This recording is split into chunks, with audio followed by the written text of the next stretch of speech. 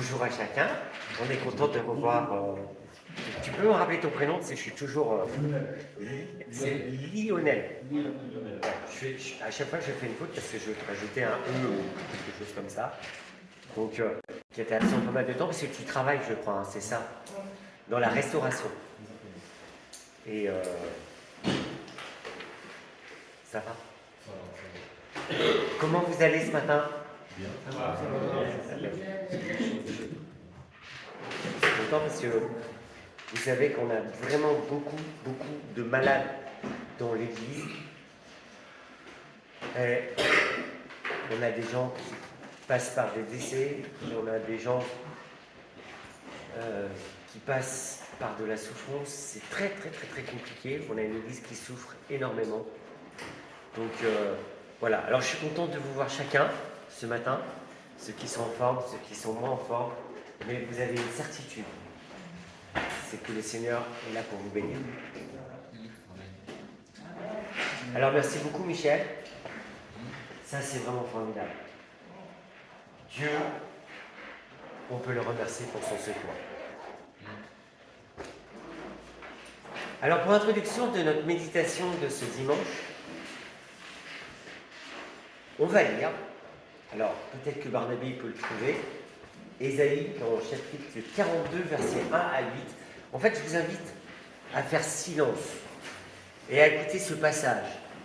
C'est comme si Dieu prenait la place dans votre cœur, à l'intérieur.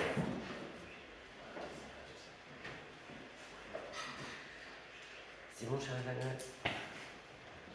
Voici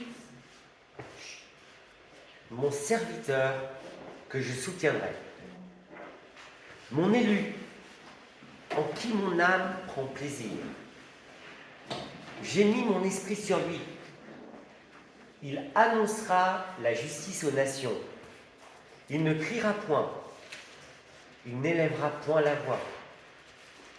Il ne la fera point entendre dans les rues. Il ne brisera point le roseau cassé. Il n'éteindra point la mèche qui brûle encore. Il annoncera la justice selon la vérité. Il ne se découragera point et ne se relâchera point, jusqu'à ce qu'il ait établi la justice sur la terre. C'est pas formidable là, ça? Jusqu'à ce qu'il ait établi la justice sur la terre. Et que les îles espèrent en sa loi. Ça veut dire c'est toute la terre. Ainsi parle Dieu l'Éternel, qui a créé les cieux et qui les a déployés, qui a étendu la terre et ses productions, qui a donné la respiration à ceux qui la peuplent. Parce que rappelez-vous que si vous respirez ce matin, c'est grâce à l'Éternel. Et le souffle à ceux qui y marchent. Moi, l'Éternel, je t'ai appelé pour le salut et je te prendrai par la main, je te garderai, je t'établirai pour traiter alliance avec le peuple, pour être la lumière des nations, pour ouvrir les yeux des aveugles, pour faire sortir de prison le captif et de leur cachot ceux qui habitent dans les ténèbres. Je suis l'Éternel, c'est là mon nom. On a entendu des belles choses là. Vous avez certainement compris que ce matin, nous allons nous concentrer sur Jésus. Jésus, le libérateur. Jésus, celui qui ouvre les yeux de ceux qui ne voient pas Dieu. Et nous-mêmes, chrétiens, souvent, on ne voit pas Dieu. Jésus, le seul et l'unique qui peut délivrer ceux qui sont captifs du péché, ceux qui sont emprisonnés dans les ténèbres de ce monde. Nous tous, autant que nous soyons, étions dans cette condition un jour et nous avons rencontré Jésus. Si toi, ce matin, tu n'as pas rencontré Jésus, c'est ta chance. C'est pas le mot juste. C'est ton opportunité. Ce matin, tu peux rencontrer Jésus. Alors, pour certains d'entre nous, on a fait toutes les étapes. On est passé par les eaux du baptême. On s'est converti. Mais il y en a d'autres qui sont encore sur la route et qui n'ont pas fait toutes les étapes de la conversion. Il y a certains qui sont passés par les eaux du baptême et puis il y a quelque chose qui n'a pas marché, on ne sait pas pourquoi. Il y en a d'autres encore qui sont au fond de leur cachot et qui y restent, on ne sait pas pourquoi. Et tous les dimanches, ils viennent à l'église. Il y en a qui ne viennent pas du tout. La question que je me suis posée, c'est dans quelle étape je me positionne? Et dans quelle étape vous positionnez-vous ce matin? Êtes-vous libéré complètement des ténèbres? Ou des fois vous retournez dans ces ténèbres? Ou êtes-vous juste éclairé sans avoir fait le pas de donner votre vie à Jésus? C'est possible aussi. Et si vous êtes au fond du cachot, alors la bonne nouvelle est pour vous. La bonne nouvelle, c'est que où que nous soyons dans toutes les étapes de cette route, Jésus veut nous parler à nous personnellement ce matin. Ce matin, c'est personnellement que Jésus veut nous parler. Et ça se passe dans ton cœur. Alors oui, aujourd'hui, nous allons parler de Jésus. Mais on va parler de quelque chose d'exceptionnel de Jésus. On va parler du baptême de Jésus. Ah, pourquoi pas? Le baptême de Jésus est un passage tellement important. Et devrait être un passage important pour nous. Alors, que ce soit pour vous qui avez trouvé la lumière et qui sont passés par les eaux du baptême, ou ceux qui se posent la question, suis-je suffisamment bien pour passer par les eaux du baptême? Parce que, ils tombent bien pour passer par les eaux du baptême. Pour ceux qui pensent, le baptême, pourquoi? Quel sens? Le baptême, moi je crois en Dieu, pourquoi un baptême? Ou ceux qui disent, de toute façon, c'est pas pour moi, parce que j'arriverai jamais à marcher dans les pas de Jésus. Il y en a qui sont comme ça. Ce matin, même si vous pensez que c'est pas pour vous, ou de toute façon je n'y arriverai pas, ou de toute façon c'est pas possible, ou de toute façon c'est impossible, ou je suis passé par les eaux du baptême, mais ma vie elle est tellement difficile que je n'y arrive pas, que je bataille. Ce matin, Jésus a quelque chose à te dire. Et je noterai particulièrement à celui qui est au fond des ténèbres. Ce matin, la délivrance est à la porte de ton cœur. Alors ouvre ton cœur. On va prier. Seigneur, tu nous dis que tu es la lumière des nations. Tu nous dis que tu es celui qui est venu pour nous libérer, pour nous délivrer. Tu es celui qui nous a donné une nouvelle vie. Seigneur, ce matin, on te prie que chacun d'entre nous puisse saisir ce message, saisir cette nouvelle vie, saisir cette espérance et marcher avec toi. Amen.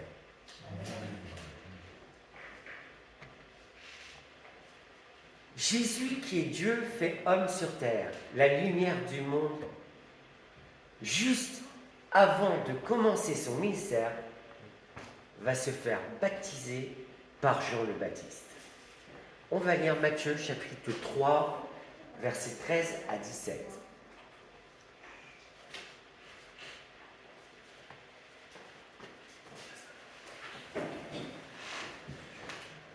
Jésus vint de la Galilée au Jourdain vers Jean pour être baptisé par lui. Mais Jean s'y opposait en disant « C'est moi qui ai besoin d'être baptisé par toi. Et c'est toi qui viens à moi. Vous imaginez, Jean, baptiser Jésus? Et Jésus lui répondit, et c'est une réponse qui va être importante pour nous ce matin. Laisse faire maintenant, car il est convenable que nous accomplissions ainsi toute justice. Incroyable cette réponse. Laisse faire maintenant, car il est convenable que nous accomplissions ainsi toute justice. Et alors, Jean le laissa faire. Vous savez ce qui s'est passé aussitôt que Jésus qui est sorti de l'eau? Qu'est-ce qui s'est passé? Les cieux s'ouvrirent et il vit l'Esprit descendre comme une colombe et venir sur lui. Et une voix se fit entendre. Celui-ci, mon fils bien-aimé. Voilà. Les cieux s'ouvrirent et l'Esprit de Dieu descendit. Et voici qu'une voix se fit entendre des cieux avec ces paroles. Comme dit Michel, celui-ci est mon fils bien-aimé en qui j'ai mis toute mon affection. Ça vous parle quand même. Alors, sur le baptême de Jésus, il y a eu beaucoup d'interprétations qui ont été données sur le pourquoi Jésus s'est fait baptiser. Est-ce que Jésus s'est fait baptiser à titre d'exemple pour s'identifier à nous? Il y a beaucoup qui pensent ça. Il y en a d'autres qui pensent qu'il avait peut-être des péchés. Avait-il des péchés à se faire pardonner? Ça m'étonne. Est-ce que le baptême serait juste un symbole ou un signe d'appartenance? Je ne suis pas sûr. Et je pense qu'il y a des choses qu'il faut qu'on éclaircisse parce que c'est important. Le premier point que je vais aborder ce matin, c'est que le baptême, je vais revenir sur Jean, c'est important, c'est que le baptême que proclamait Jean était un baptême de repentir. Jean le Baptiste avait un baptême de repentir. Et dans son baptême de repentir, dans le baptême que Jean proclamait, il n'y avait pas de salut, il n'y avait pas de pardon, il n'y avait pas de grâce. Le baptême des gens était une démarche d'humilité devant Dieu afin d'être le précurseur de celui qui sauve, et le seul qui sauve, c'est Jésus. Le baptême de Jean était un simple baptême d'eau s'inscrivant dans la tradition des bains rituels qui n'apportaient pas le pardon des péchés. Et donc, beaucoup de gens se font baptiser, et c'est juste un rite. Si Jésus n'était pas dans votre baptême, ça va nulle part. Alors, si le baptême de Jean n'apportait pas la rémission des péchés, la question est, pourquoi Jésus se fait baptiser? Il n'avait pas de péché à Jésus. Alors, celles et ceux qui acceptaient de recevoir le baptême, en fait, en réalité, il faut le savoir, c'est très important, se reconnaissaient pécheurs. Ils venaient parce qu'ils se reconnaissaient pécheurs, ils se reconnaissaient sales. Ils avaient un poids sur eux qu'ils portaient. Et beaucoup d'entre nous, quand on va se faire baptiser, on reconnaît ce poids. Ils venaient pour la purification de toutes leurs fautes, afin de recevoir la grâce et le pardon. Mais la grâce et le pardon ne se trouvaient pas dans le baptême de Jean. Le seul qui pardonne et qui offre la grâce, c'est Jésus. La grâce et le pardon par le Sauveur du monde, le seul qui venait après Jean-Baptiste, c'était Jésus-Christ. Je précise que Jean-Baptiste était un activiste. Vous savez, on a des activistes religieux, mais c'était pareil. Bon, un activiste quand même qui avait conscience du jugement de Dieu. Il invitait tout le temps ses auditeurs à des actes de contrition, reconnaître publiquement ses fautes en tentant de changer sa vie. Mais je maintiens que rien de tout ça sauve. Et j'en parle vraiment ce matin parce qu'il y a des gens qui se sont fait baptiser, qui sont persuadés qu'ils sont sauvés par ce baptême.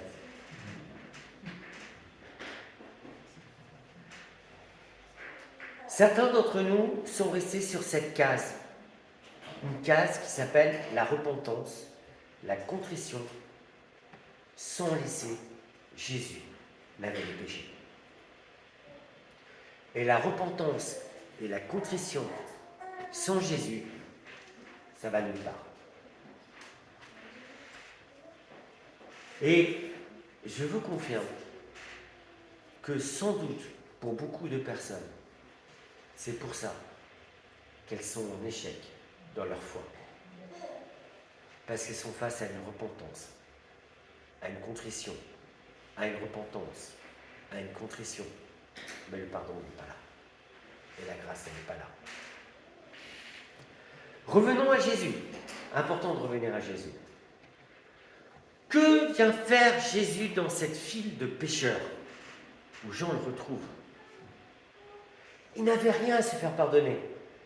Et la Bible entière confirme que Jésus n'a jamais connu le péché. Je vous promets, Jésus n'a jamais connu le péché. Je sais que tu as envie de lire Jean 8, verset 29.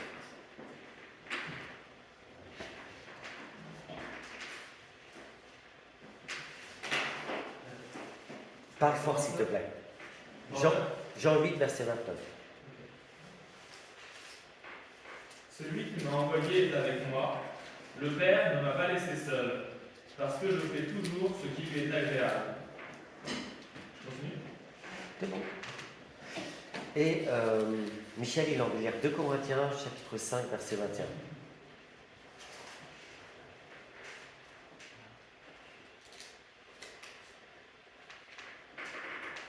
Celui qui était innocent de tout péché, Dieu l'a chargé pour nous de tous les péchés du monde.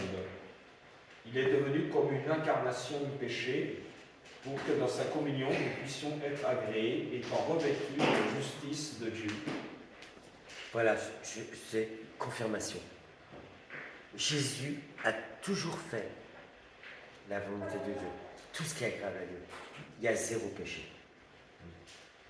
Donc, pour certains qui avaient des doutes là-dessus, quand Jésus se fait baptiser, il y a quelque chose que vous devez noter. Il ne confesse pas le péché comme tous les autres hommes. Le contraste est absolument puissant. Jésus n'a pas de péché à confesser, mais Jésus prend notre péché sur lui. Il n'y a pas de symbolique dans le baptême de Jésus. Le baptême de Jésus va beaucoup plus loin. Quand Jésus se fait baptiser, il vient nous rejoindre dans nos ténèbres. Quand Jésus se fait baptiser, il vient nous rejoindre dans nos ténèbres. Pour prendre sur lui toutes nos fautes. Son baptême est une préfiguration de tout ce qui allait suivre. Sa mort, sa résurrection. Et c'est une chose importante que je souhaitais vraiment marteler ce matin. Pour ceux qui interprètent le baptême de Jésus comme une pédagogie de l'exemple, vous vous êtes trompés. La pédagogie de l'exemple ne fonctionne pas. Si vous vous êtes fait baptiser juste pour exemple, pour un signe d'appartenance, ou de la même façon pour un rite pour purifier vos péchés, il vous manque l'essentiel. Ce matin, si vous vous êtes fait baptiser et vous êtes passé par les eaux du baptême, c'est parce que vous avez rencontré Jésus-Christ personnellement. C'est parce qu'il vous a pardonné, gracié, lavé, et vous avez rencontré la grâce de Dieu. Alors, pour certains, pourquoi ne vous êtes pas fait baptiser? Parce qu'il y en a beaucoup d'entre nous qui ne se font pas baptiser. Beaucoup qui disent « je me suis fait baptiser enfant » mais il manque quelque chose. Beaucoup ne se font pas baptiser parce qu'ils pensent que c'est dommage. Le baptême n'est pas un rite ou un truc en plus. On va voir que le baptême, une obéissance. D'où l'importance du deuxième point que je vais développer ce matin. Le baptême de Jésus est un acte d'obéissance et de justice. C'est quand même extraordinaire. Face à l'objection de Jean le Baptiste, avez-vous remarqué comment Jésus lui répond? Cette réponse doit nous marquer. Elle est juste exemplaire. On écoute la phrase, s'il vous plaît. Laisse faire maintenant, car il est convenable que nous accomplissions ainsi tout ce qui est juste. Parce que Jean-Baptiste ne voulait pas baptiser Jésus. Pourquoi baptiser Jésus? Laisse faire maintenant, car il est convenable que nous accomplissions ainsi tout ce qui est juste. Jésus, en se faisant baptiser, avait comme seul objectif accomplir la justice de Dieu. Une justice pour nous. Je pense que le contraste est extrêmement fort, parce que souvent on oublie le diable, l'ange déchu, rempli d'orgueil, et Jésus. Quel contraste! Le diable qui s'est révolté contre Dieu, et Jésus qui humblement vient se faire baptiser, prendre tout le péché de l'humanité sur lui, par Jean, par pure obéissance. Pourquoi ne nous ferions pas baptiser, nous? Pourquoi on ne passerait pas par les eaux du baptême?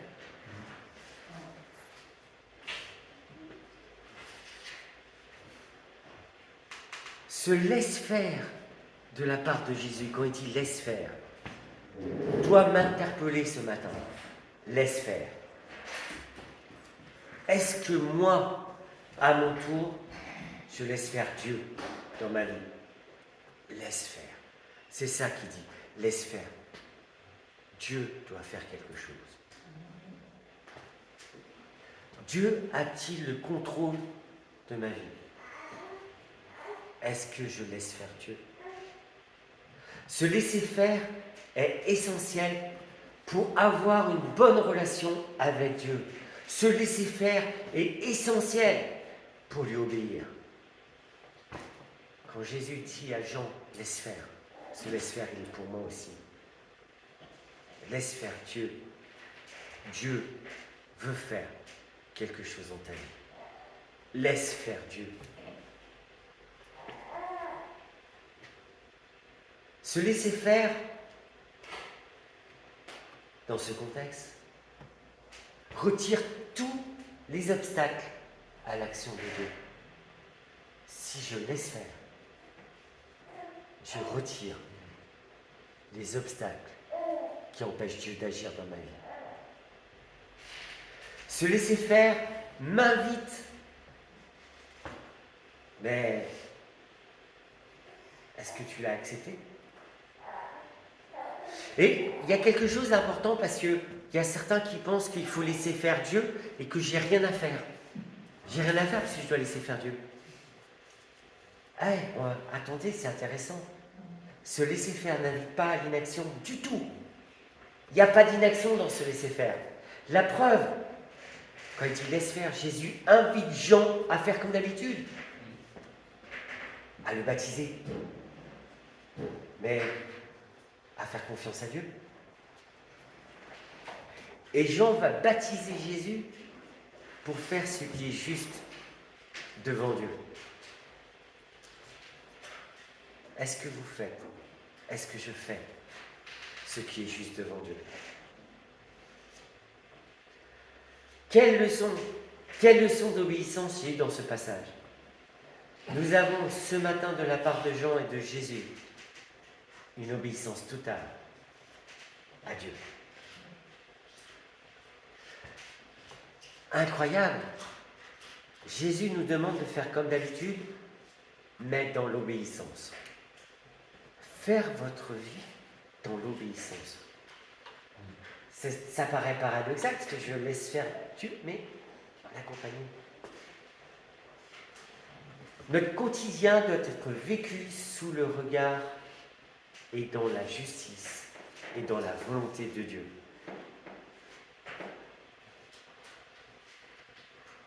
Laisse faire, ce matin, est juste une demande qui t'est adressée pour faire confiance à Dieu.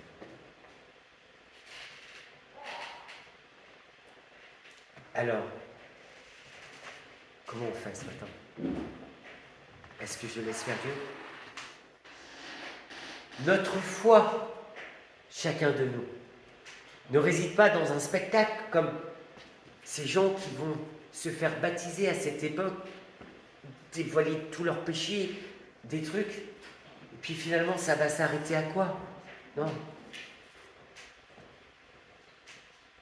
Notre foi réside dans la simplicité et la confiance en Dieu. Seigneur, je te laisse faire, mais il te demande de faire, c'est ensemble, afin que nous accomplissions, c'est marqué là-bas, ce qui est juste.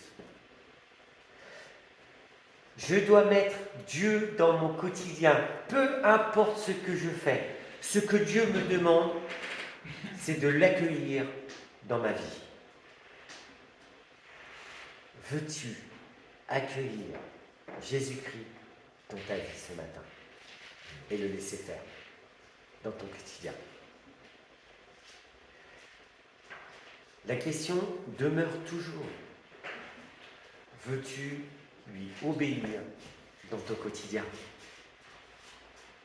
Parce que dans mon quotidien, je fais des choses. Et dans mon quotidien, j'ai des choix.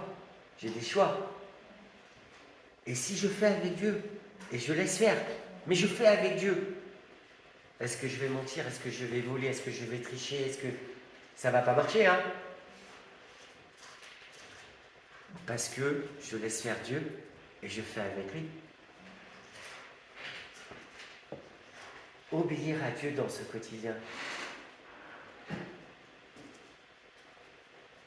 Pour certains, on est malade. Pour certains, on souffre.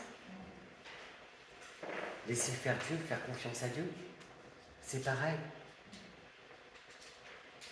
Jésus ne s'arrête pas aux laisses. La deuxième partie du verset 15 dit « Laisse faire maintenant, car il est convenable que nous accomplissions ainsi tout ce qui est juste. » Que nous accomplissions ainsi tout ce qui est juste. Vous savez, que nous accomplissions quelque chose d'ensemble. Cet accomplissons ensemble est une invitation à faire rentrer Dieu dans ton quotidien.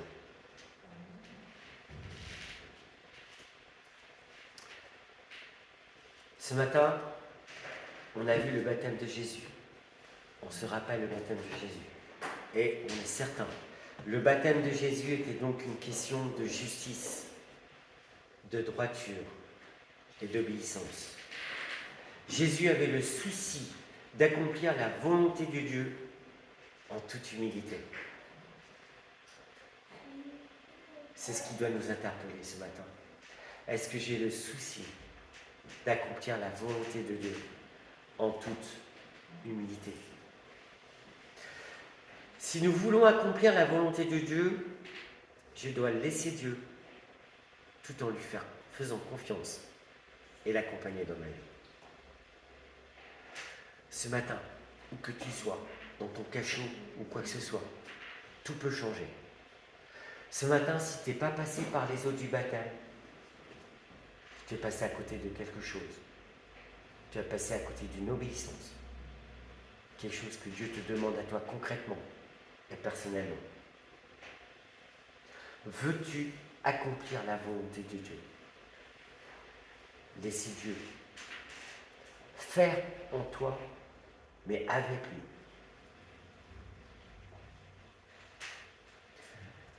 L'invitation de sortir des ténèbres, lève-toi et sors, mais pas tout seul, avec Jésus. L'invitation à se repentir, oui, se repentir, mais pas tout seul, avec Jésus. Parce que se repentir sans Jésus, ça sert à quoi? L'invitation à être purifié de nos péchés, c'est pas tout seul, c'est avec Jésus. Le seul qui sauve, c'est Jésus.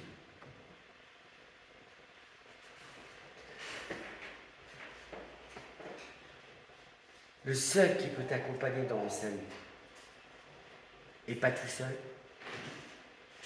c'est Jésus. Ce matin, est-ce que tu as pris le chemin et la décision de suivre Jésus?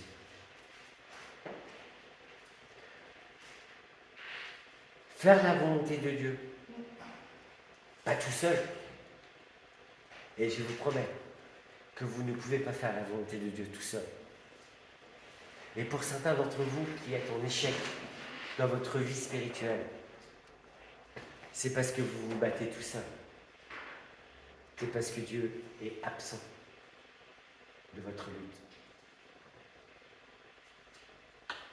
Il faut que nous accomplissions ce qui est juste, c'est-à-dire avec Dieu, pas tout seul.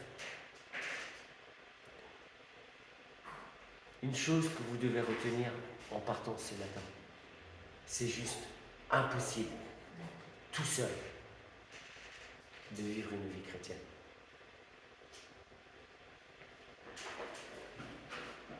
Jésus doit vous accompagner, se mettre sous la volonté de Dieu. Vous savez, l'endroit unique que Dieu a créé pour qu'on soit ensemble dans la volonté de Dieu, c'est l'Église. Ensemble. C'est ensemble qu'on adore Dieu. C'est ensemble qu'on avance avec Dieu. C'est ensemble, avec Dieu. La phrase que je souhaite que toi et moi, nous nous approprions aujourd'hui, et je souhaite qu'on parte avec ça, c'est: il est convenable que nous accomplissions ce qui est juste.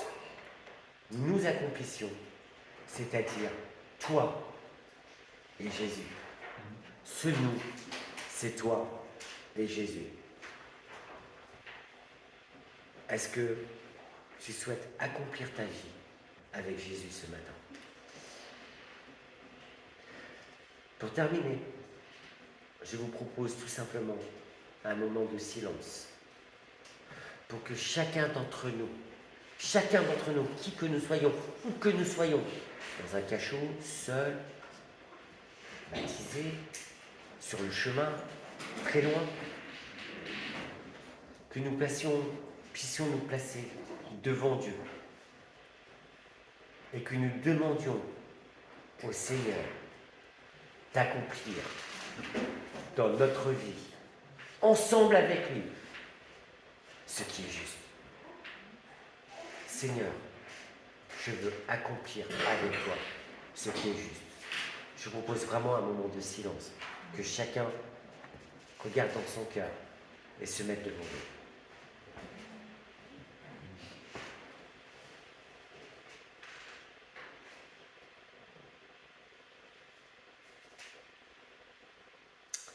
Seigneur, ce matin, tu connais nos cœurs, les cœurs de chacun ici, de manière individuelle. Ceux qui sont au fond du cachot, ceux qui luttent tout seuls, ceux qui marchent avec toi de temps en temps, ceux qui marchent vraiment avec toi. Je te prie, ce matin, que tout le monde reparte avec toi, en se disant: je vais marcher avec Dieu, ensemble, pour ta gloire. Amen. Amen.